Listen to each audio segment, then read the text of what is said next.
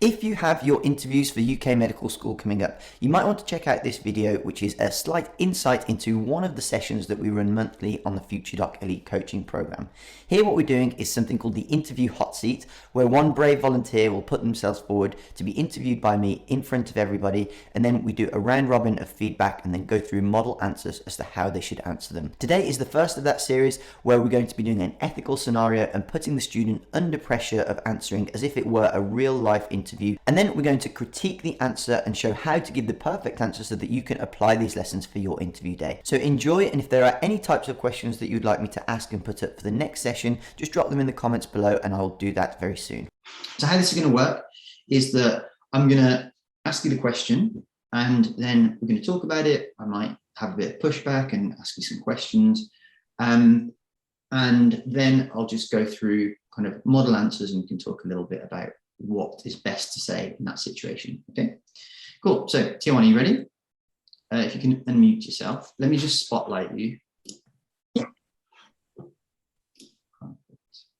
Can you hear? Great. Ready? Cool. So we'll start with a relatively simple question. So what do you think makes you a good candidate to study medicine, Tijuana? So I think one of the attributes that I possess that would make me suitable for medicine is my resilience. And this is something that I've been able to build up through, for example, when I was sitting my GCSE maths, I was offered the foundation paper, and this isn't what I wanted, and I had to keep going at it. I had to keep putting 100% effort in, and in the end I was able to do A-level maths, and it's my resilience that enabled me to get to where I am now, and if I hadn't have stuck with it and kept going, I probably wouldn't have been able to get to the place I am now, and this would make me a good candidate because I understand that the medical course can be quite demanding, so being resilient and being able to bounce back when things aren't going right and when things seem to be going wrong, maybe consistently for a little while or for a longer period of time, being able to do this and apply this to medicine would enable me to flourish in this career path.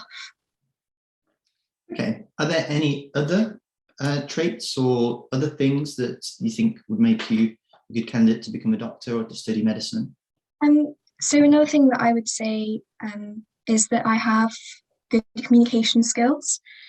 So I've been able to develop my communication skills through my job that I do part-time. So as a waitress, I have to communicate with the public, and this can be quite challenging. So there'll be some challenging scenarios where faced with difficult customers who require just a little bit, they require better communication skills to actually enable a plan to come. So when things are going wrong, you need to be able to form a plan with the customers and work with them. And to do this requires communication skills by actively listening to what they are saying and understanding why they are upset about something, and then being able to respond to this in a way that is calm and also makes them feel heard. And this would be good in medicine because dealing with patients, the course that I've applied to integrated courses. So I will have early clinical contact and I'll be able to bring these communication skills in from the start of my course and deal with difficult patients or difficult scenarios from the start of my course. Okay. And any other traits? Is there anything else that you think would make you a good doctor? So I'd say my ability to work in a team as well. I've had to work as part of a team when organising my school medical society, and I could not do this alone. So when I worked in a team, I was working alongside my teachers and I was working with the students themselves. And although I was leading this team as such, I still needed them, and all of our roles were vital to the overall effort. So, for instance, my teachers were important because they enabled me to find the right people to contact next to take it further. And the students themselves are important because if we work together, I could inform them about different things to do with the medical career path, so I could help them to feel more prepared.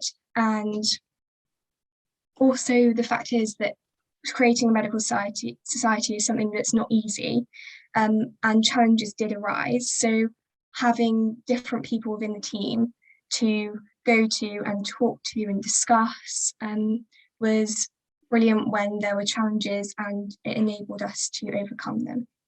And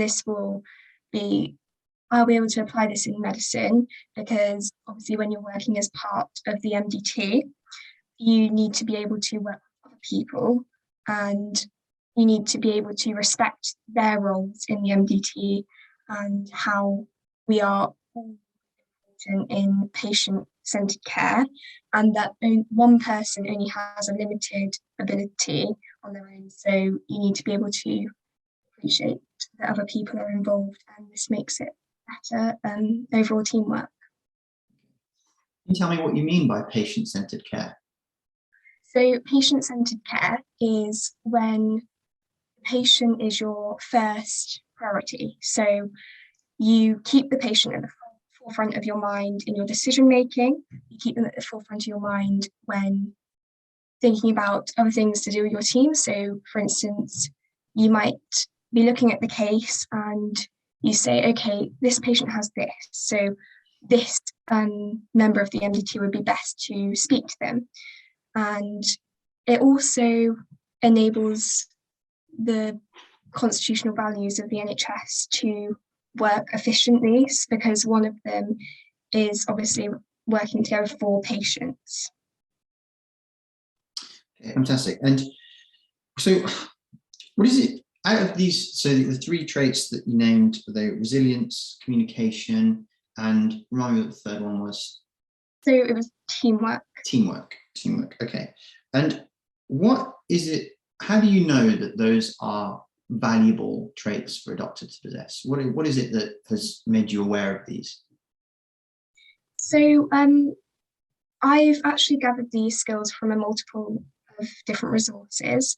So resilience has come up in a lot of the books that I've read recently. So recently I've been reading When Breath Becomes Air, and it's about a doctor who unfortunately becomes the patient of his own specialty. And it taught me about how resilience is essential to keep going, because the medical career is very difficult.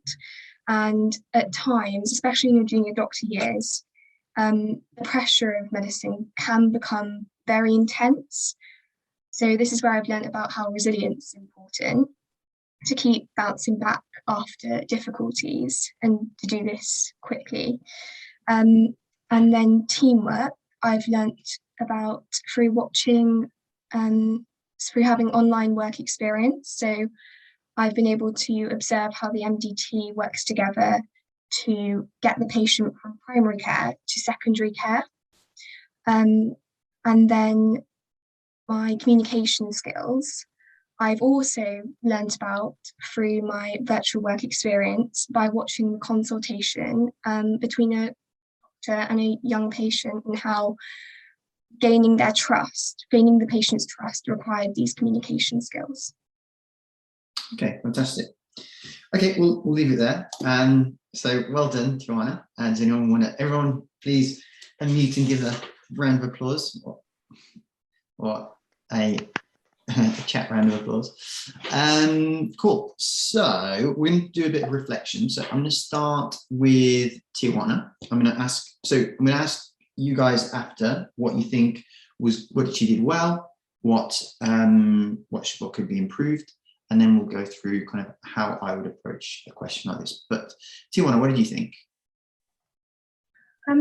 So I think what I could have done better was sort of talking about, maybe I could say, oh, I possess these different attributes that would make me a good candidate for medicine, and maybe list a few before, so that you don't have to keep prompting me saying, oh, is there anything else? Is there anything else? Um, I'd say what went well was I talked about the experience, and then I talked about how it would link to medicine. So it gave a structure of how I've learned it and then how I can apply it. Yeah. And so, okay, perfect, good. Anybody have any comments? Anyone want to, yeah, anything they want to share? Maybe start with something that was done well. So Jas, you raised your hand. The way she answered the questions and so how she articulated it was really, really good and clear. Mm-hmm. Yeah, I agree. No, it was very well done, and I'll do my opinions after. Does anyone have anything else they want to? You can say a good or an improvement, anything anyone suggests. Yeah, go ahead, Josh. I like the way you kept linking back to sort of almost buzzwords, like things that they like hearing and that you know about, things like the values of the NHS, the MDT, working in like using sort of basic medical jargon to show that you have it. Sort of, for me, showed that you'd integrated yourself into that sort of environment, and it was really good.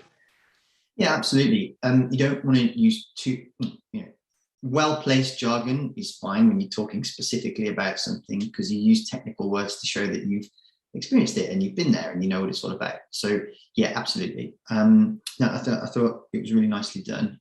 Again, I'll give my comments in a second. Sheetal?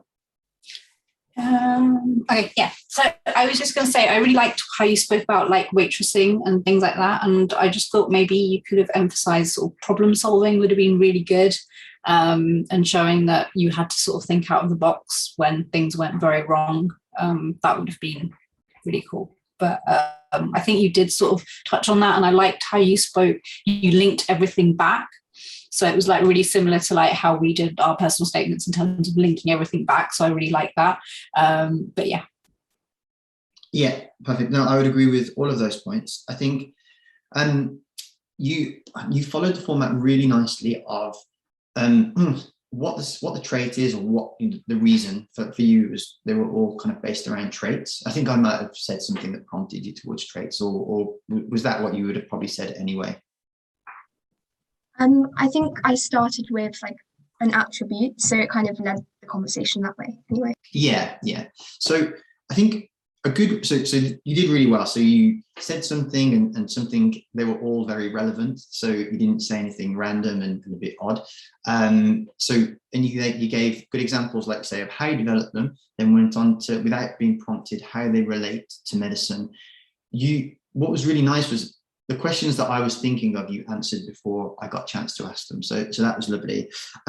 So the only thing I would say is how you structure it. I would start by listing 2 or 3 to start and say, so in this context, it's more a medical student, but a doctor or a medical student, I believe, must possess certain traits. Some that I think are particularly relevant are X, Y, and Z. So resilience, communication, and teamwork. Then you can just go into, and so each of those I've demonstrated. So blah, blah, blah, I've done because I did this, and that relates to this because of the hospital, because of something that I saw in the hospital, blah, blah, blah. So, and then you went into it really nicely and kind of gave what the trait, why you did it, and related it back. So really good, really good. Yeah, I think when I asked you about how you know that these are important traits, I think great talking about a book.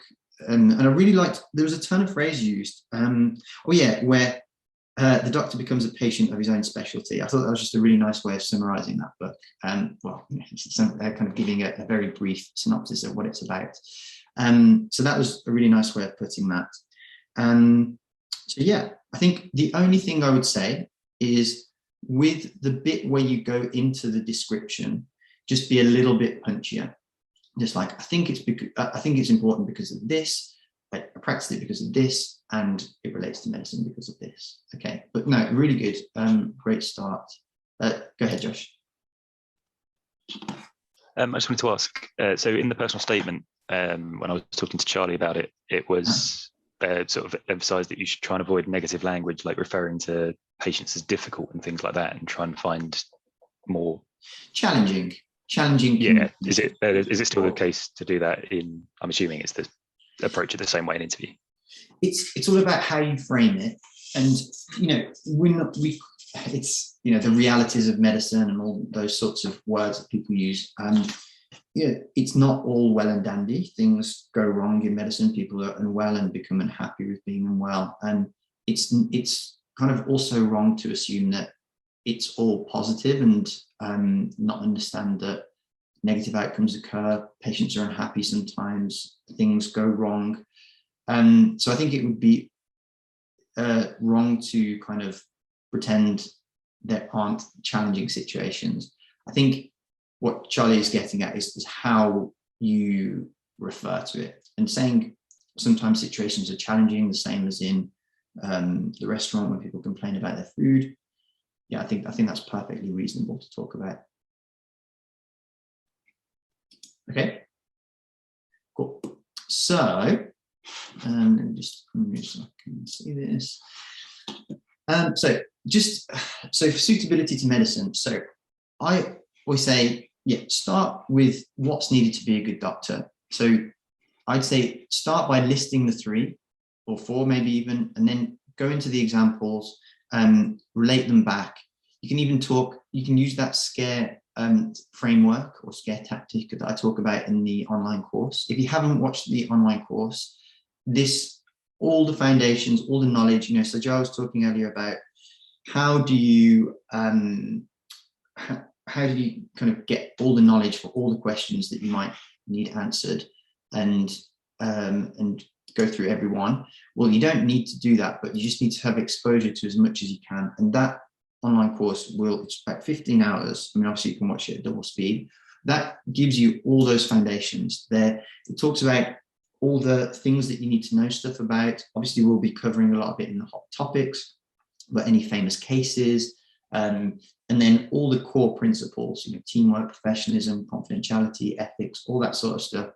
The basics are covered there for you, enough for you to, if you get asked a question on that subject that you don't know, that will provide you enough of the basics to be able to formulate a good answer, not just an okay answer. You can, with the tactics and the stuff that we talk about in that course, you'll have all you need to answer questions well on those topics. So this is the thing that I was saying for you, Tier 1, and maybe just being a little bit more to the point, because you have a lot to get through really. You're doing 3 to 4 traits, examples, relating them back to medicine. So just bam, bam, bam is a very good way of doing that. Demonstrate, genuine interest and passion. So you did do that because you talked about, for example, you setting up your own MedSoc, which just demonstrates a lot of commitment. So just things that you want to avoid, not you specifically Tier 1, but generally want to avoid long waffling answers, talking about experiences without reflecting, and not separating out your points. So I think, like I say, you start with telling the 3 or 4 that you're going to talk about, and then go into each one in depth. Okay, cool. So let me just check the chat, see if we've got any questions. Okay, cool. We are good. So next one. Oh, so this is the SCARE tactic that you'll find in the course. So you set the scene, tell them what happened, the challenge that was there, the action that you took, what happened as a result of your action, and then reflect on what you learned from it and how it will help you in your medical career, or what lesson you'll take forward.